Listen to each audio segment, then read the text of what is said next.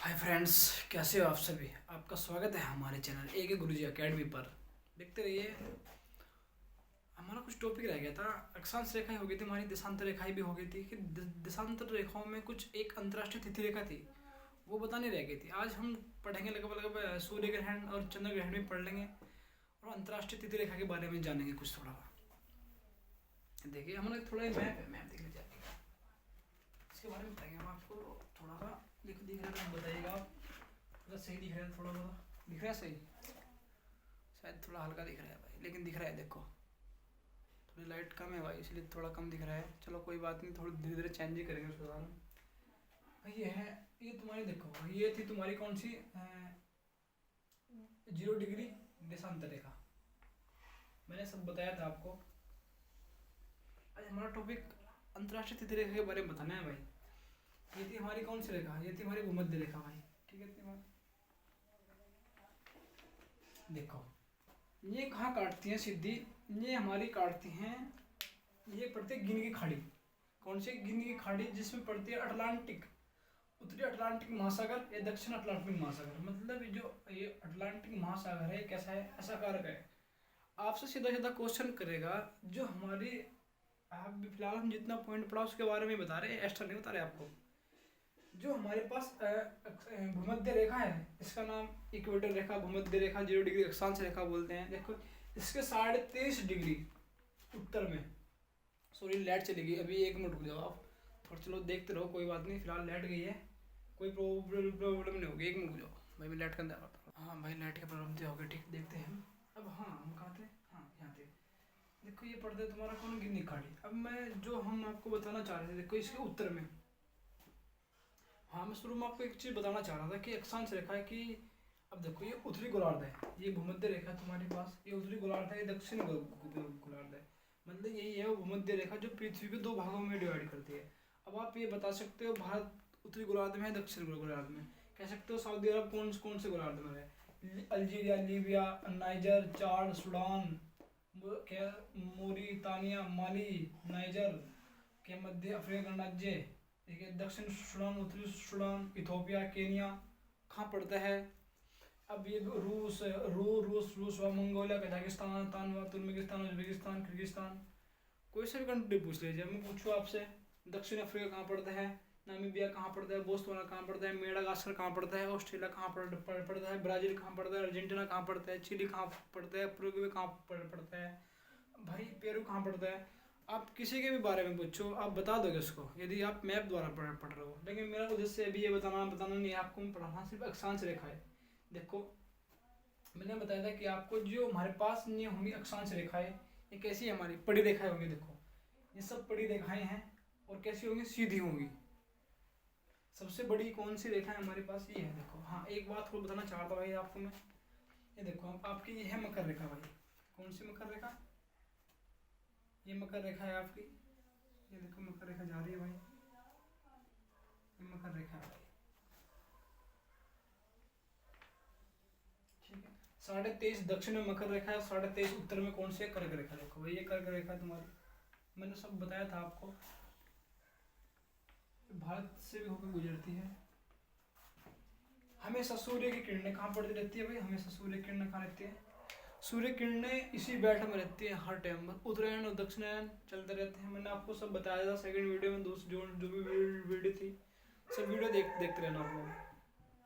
कि यहाँ 22 दिसंबर की बात है, 23 सितंबर और 21 मार्च, 21 जून की बात है, जब सूर्य की किरणें, जब अब देखो हिंद से चलेगा उत्तरायण, इसके बाद सूर्य पड़ जाएगा, अब पर सिर्फ परछाई जाएगी, परछाई। जब आप कटिबंध क्षेत्र पढ़ोगे ना, तब इसका अगला टॉपिक आपका शायद कटिबंध क्षेत्र ही होगा।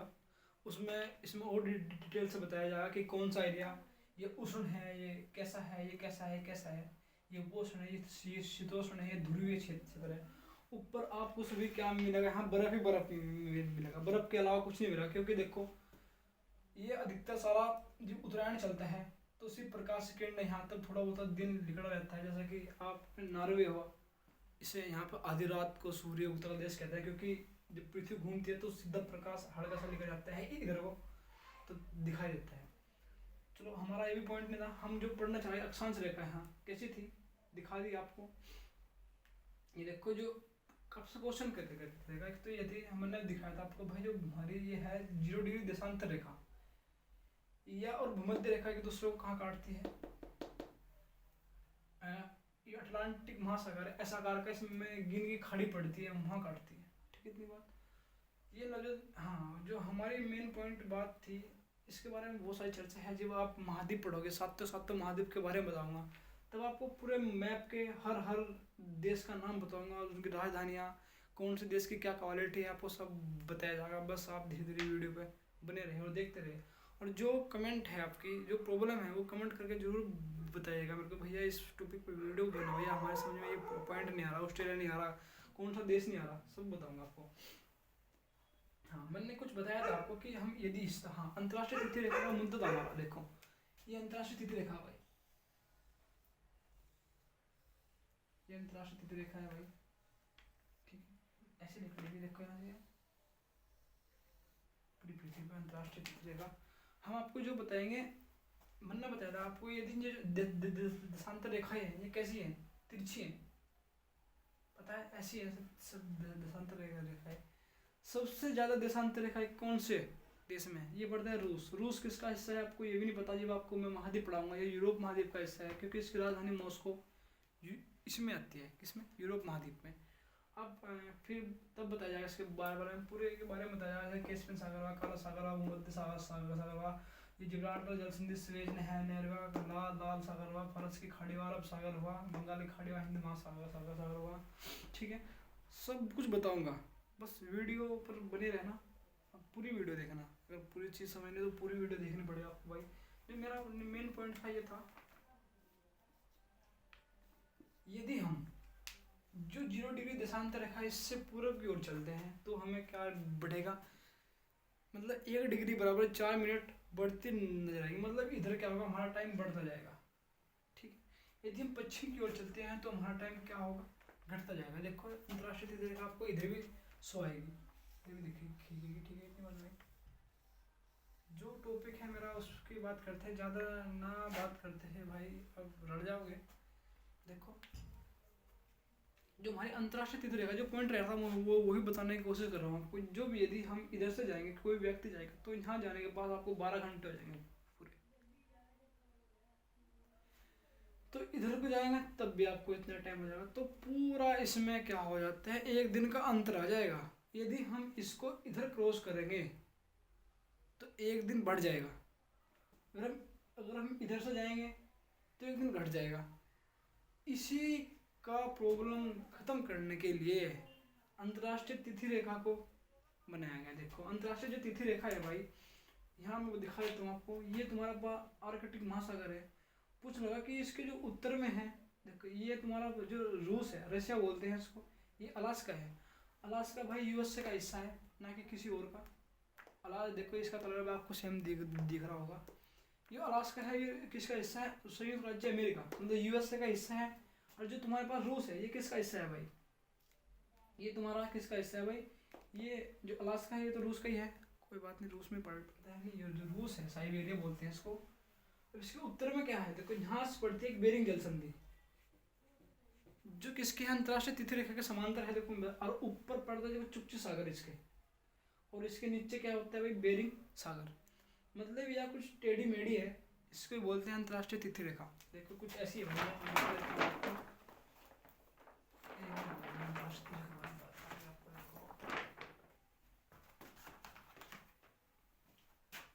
कुछ ऐसी है भैया। ठीक है भाई, हर किसी बताया, मैंने ये बताया, मैंने आपको। देखो इधर क्या पड़ा तुम्हारा भाई, तुम्हारा है रूस। ये तुम्हारा क्या है भाई, इधर क्या है तुम्हारा भाई, अलास्का है भाई। ये है अलास्का, अलास्का पड़ता है। इसका मेरा मेन उद्देश्य बताने का आपको यही था कि आप रड़ो ना। ये पड़ता है आर्कटिक महासागर, आर्कटिक महासागर। देखो इसके समांतर समांतर बेरिंग जल संधि है। क्या, कौन सी है, बेरिंग जल संधि। ठीक है, इतनी बात भाई। यहाँ पड़ता है चुपची सागर, चुक ची सागर है भाई, ये है भाई बेरिंग सागर, बेरिंग सागर। देख ये बेरिंग जल संधि है। जल संधि का काम क्या होगा? जल संधि ये बताएगी आपको कि ये दो पानी को मिलाएगी, एक चुपची सागर और बेरिंग सागर। ये अटलांटिक महासागर का भाग है, ये प्रशांत महासागर का भाग है बेरिंग सागर। ठीक है, इतनी बात। तो ये इनके बीच में ये जल संधि है, बेरिंग जल संधि। तो मतलब बेरिंग जल संधि किन दो पानियों को जोड़ती है? एक तो है चुपची सागर, एक बेरिंग सागर। मेरी बात ध्यान रहेगी, आपको एक सीधा क्वेश्चन में आएगा, जो बेरिंग जल संधि है किन स्थल खंडों को अलग करती है? भाई आप ये भी कह सकते हैं कि उत्तरी अमेरिका और दक्षिण अमेरिका, मतलब उत्तरी अमेरिका और यूरोप महाद्वीप को अलग करती है, ये भी बोल सकते हो आप लोग। क्योंकि अलास्का जो हिस्सा है ये उत्तरी अमेरिका का हिस्सा है, मैंने दिखाया आपको मैप में, दोबारा फिर दिखा दूंगा। और जो रूस है ये किसका हिस्सा है? यूरोप का हिस्सा है। मतलब दो महाद्वीपों को अलग कर सकते हैं, ये आप सीधी बात कह सकते हो, बेरिंग जल संधि। इनसे क्वेश्चन उठेंगे। अंतर्राष्ट्रीय तिथि रेखा किसे कहते हैं? 180 डिग्री देशांतर। देखो इसी का नाम है अंतर्राष्ट्रीय तिथि रेखा। अंतर्राष्ट्रीय तिथि रेखा, ठीक है भाई, इतनी बात। अंतर्राष्ट्रीय तिथि रेखा नाम इसका 180 डिग्री देशांतर भी इसी का नाम है। क्योंकि लोगों को ये प्रॉब्लम हुआ करते थे कि इससे यदि आप एक दिन इधर जाओगे, ठीक है, इतनी बात, तो एक दिन मतलब इससे एक दिन इधर जाओगे तो आपको एक दिन बढ़ा पाएगा, तो इधर जाने के बाद आप एक दिन घटा दोगे, समझ? जो इधर के होंगे मैं एक दिन जोड़ देंगे, ठीक है, जो उधर से आएंगे मैं एक दिन जोड़ देंगे, जो इधर से जाएंगे मैं एक दिन घटा देंगे। तब उनको मेंटेन रखना। यदि यहाँ आ जाता है तो सोमवार है, तो इधर उनको क्या हो जाएगा, एक दिन घटा महसूस देगा, ठीक है, क्योंकि यहाँ टाइम बढ़ता है। तो जो इधर के आएंगे उनको बढ़ावा महसूस देगा, ठीक है, इतनी बात। कन्फ्यूज नहीं होना, बस ये ध्यान रखना कि जो हमारे पास ये है 0 डिग्री देशांतर है, कौन सी है? 0 डिग्री देशांतर। देखा, इसके पूर्व में जाने पर टाइम बढ़ेगा, इसके पश्चिम में जाने पर टाइम घटेगा। जब भी इधर घूम कर आएंगे पूरी पृथ्वी पे, तो इनको इधर एक दिन जोड़ देंगे, इधर एक दिन वाले घटा देंगे। मेरी बात समझ में आ रही तुम्हारे? कंफ्यूजिंग नहीं रखनी दिमाग में। इनसे क्वेश्चन उठेगा आपका सीधा बेरिंग जल संधि का, ठीक है, इतनी बात कि बेरिंग जल संधि किन महाद्वीपों को जोड़ती है। एक तो हमारे पास कौन सा महाद्वीप है, मतलब एक तो है हमारे पास उत्तरी अमेरिका, ये कौन सा हमारा यूरोप महाद्वीप को अलग करती है। सागर मैंने बता दिया आपको, थोड़ा देख लेते हैं। अब हम भाई ये अंतर्राष्ट्रीय तिथि रेखा हमारी खत्म हुई। अब इसके अंदर हम कुछ पार्ट रह गए थे हमारे, एक तो था सूर्य ग्रहण और एक चंद्र ग्रहण, वो भी मैं अभी बता देता हूँ, 5 मिनट का काम है उसमें। देखो आप समझा देता हूँ भाई मैं।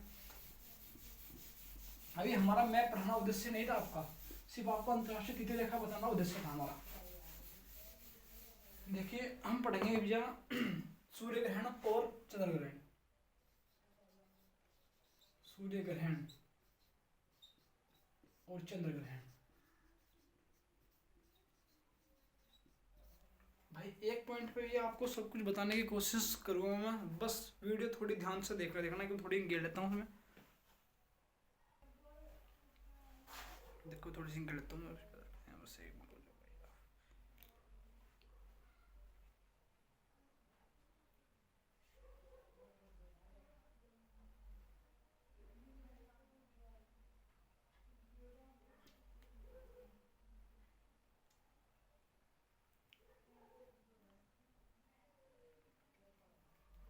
हाँ भाई देखते रहिए आप, ध्यान रखें, थोड़ा बड़ा ध्यान ही होना चाहिए बस।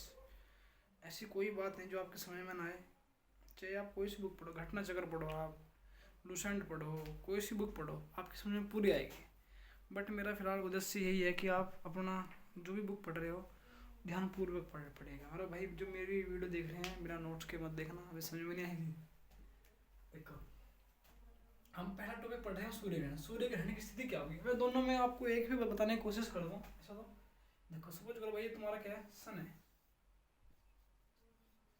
सूर्य है, इसके चारों ओर क्या हुआ भाई, ये थोड़े थोड़े हमारे पास पृथ्वी चक्कर लगा रही है इसके, ठीक है, इतनी बात भाई। ये हमारी क्या है, पृथ्वी है भाई, ठीक है, इतनी बात भाई। और इसका ये क्या है, ये भाई इसका क्या नाम है, एक उपग्रह भी है जिसका नाम क्या है, चंद्रमा। ये चंद्रमा है भाई, चंद्रमा भी घूम रहा है, ये पृथ्वी है हमारी, पृथ्वी है, पृथ्वी है, ये पृथ्वी। अब देखो यहाँ से, जब ये हमारी पृथ्वी है भाई, ठीक, इतनी बात। यहाँ पृथ्वी है, सपोज करो घूमते घूमते घूमते पृथ्वी तो ये है भाई हमारी, जैसे चंद्रमा घूम रहा है तो घूमते घूमते चंद्रमा एक चांस यहाँ आ गया, ये चंद्रमा है, ठीक, इतनी बात। तो ऐसी स्थिति में सूर्य का कुछ भाग जो है हमें दिखाई नहीं देता, कुछ भाग दिखता है, कुछ भाग दिखाई नहीं देता, तो इसे बोलते हैं हम आंशिक सूर्य ग्रहण, आंशिक सूर्य ग्रहण। भाई मेरी बातें याद रखते रहना। जब कभी कभी सूर्य का कुछ भाग हमें दिखाई ना दे तो उसे आंशिक सूर्य ग्रहण कहते हैं। एक घटना हो, जब कुछ क्षण के लिए सूर्य का पूरा भाग छिप जाता है, मतलब पूरा सूर्य एकदम अंधेरा सा छा जाता है, तो उसे क्या कहते हैं, पूर्ण सूर्य ग्रहण, पूर्ण सूर्य ग्रहण, ठीक है भाई। जब कुछ क्षण के लिए हमारा जो पूरा सूर्य है ये छिप जाता है, इसकी मतलब जो हमारी लाइट है, अब पता है इसकी जो पूरी लाइट है पृथ्वी पर नहीं पहुंच पाती, तो हमें सूर्य बिल्कुल दिखाई नहीं देता, उसे क्या कहते हैं, पूर्ण सूर्य ग्रहण। नोट भाई ये याद रखना, सूर्य ग्रहण हमेशा अमावस्या, सूर्य ग्रहण हमेशा कब कब होगा भाई, अमावस्या को, सूर्य ग्रहण हमेशा कब होगा भाई, अमावस्या, अमावस्या को होता है। मेरी बात भाई इतनी ध्यान रखना, एक मिनट डेटा देख लेता हूँ मैं, ठीक है भाई, इतनी बात तुम्हारे समझ में आ गई होगी। हाँ एक बात हो इसमें कुछ, हाँ देखो, जो पूर्ण सूर्य ग्रहण हमेशा 8 मिनट से 8 मिनट से अधिक नहीं होगा, अधिक नहीं होगा। इसमें कुछ और सारे फैक्ट भी हैं, जब सूर्य ग्रहण होता है कि बच्चों को बोला जाता है कि भाई बाहर ना आइयो, उसके बहुत सारे फैक्ट है। जब आप हमारा वायुमंडल पढ़ोगे मैं आपको बताऊंगा कि ओजोन लेयर हमारा कितना महत्व दिखाती है, हमारे वायुमंडल में हमारी कितनी सुरक्षा करती है। जिस टाइम सूर्य ग्रहण होता है उस टाइम जो किरणें हैं, जो पराबैंगनी किरणें हैं जिनसे हमें बचना चाहिए, बहुत तेज पृथ्वी पर आते हैं, इसलिए बच्चों को कहा जाता है कि भाई थोड़ा अंदर रहो। जब हम आपको वायुमंडल पढ़ेंगे आपको पूरी डिटेल से बताएंगे। अभी आप इस बात पर ध्यान ना तो बस इतना ध्यान रखना, सूर्य ग्रहण कब होगा, जब पृथ्वी और सूर्य के बीच में चंद्रमा आ जाएगा, तो वहाँ की कौन सी स्थिति आएगी, सूर्य ग्रहण की स्थिति आएगी। इतनी बात ध्यान रखना। क्वेश्चन आपसे करेगा कि सूर्य ग्रहण कब होता है, आंशिक सूर्य ग्रहण क्या होता है, और जी क्या नाम कब कब होगा। अब चलते हैं हम भाई किस पे, इसी घटना में बताएंगे हम आपको चंद्र ग्रहण। बता देता हूँ इसका है चंद्र ग्रहण के। भाई आपके एग्जाम में क्वेश्चन इससे मिलेंगे, जितने इससे संबंधित क्वेश्चन है आपके पूरे पढ़ लीजिएगा, ठीक है भाई। अब चलते हैं हम नेक्स्ट टॉपिक पर।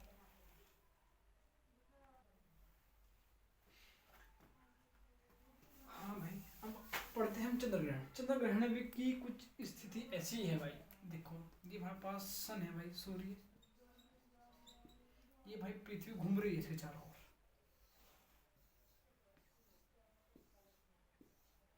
एक थारा पास क्या है भाई, मून, ये भाई पृथ्वी है, थोड़ी वीडियो बना देता हूँ भाई ताकि समझ में आ जाए। ये थारा क्या है भाई, सूर्य है, पृथ्वी है भाई, ये चंद्रमा है। आप तो ये बात सभी जानते होंगे कि जितने भी ग्रह या उपग्रह हैं उनका कोई भी प्रकाश नहीं है, वे किससे प्रकाशित हो रहे, सूर्य के प्रकाश से प्रकाशित हो रहे। भाई पृथ्वी है तुम्हारी, चारों चक्कर लगा रही है भाई किसके, सूर्य के। आप सब कुछ मैंने आपको वीडियो में बता चुका हूँ। देखो चंद्र ग्रहण की स्थिति कब आएगी, पापा जी आ चुके हैं मेरे भाई, एक मिनट रुक जाओ, थोड़ा मैं पापा से मिल जाता हूँ, एक मिनट। आज बच्चों को पढ़ा रहा हूँ मैं, तो चलो ठीक है। अब भाई देखते हैं हम यहीं से आज जब आप लोग कौन सी स्थिति है हमारी। पृथ्वी जो है सूर्य के चारों चक्कर लगा रही है।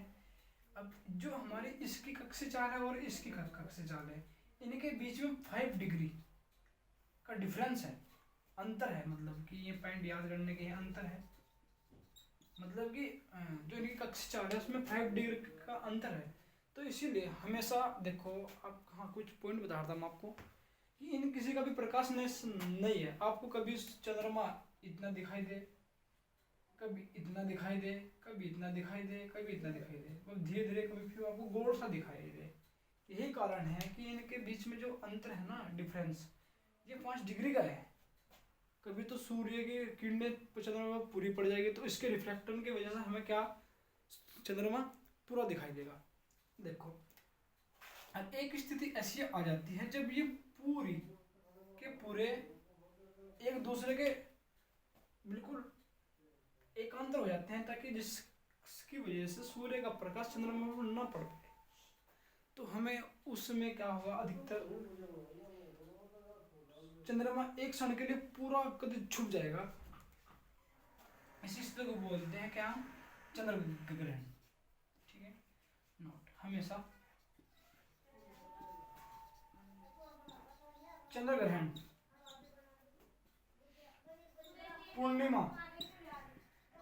पूर्णिमा को होता है, लेकिन हर एक पूर्णिमा को चंद्र ग्रहण नहीं होता। वर्ष में सिर्फ ज़्यादा से ज़्यादा 3 स्थिति ऐसी आती हैं जिसमें सिर्फ चंद्र ग्रहण होने की चांसेस रहते हैं। ठीक है, इतनी बात। हर पूर्णिमा को चंद्र ग्रहण नहीं होगा। बस आप इतना ध्यान रखिए, जो आपके एग्जाम में आएगा, चंद्र ग्रहण कब होगा, पूर्णिमा के दिन होगा लगभग। और जब इनके सूर्य और चंद्रमा के बीच में पृथ्वी आ जाए तब हमारा क्या होगा, चंद्र ग्रहण होगा।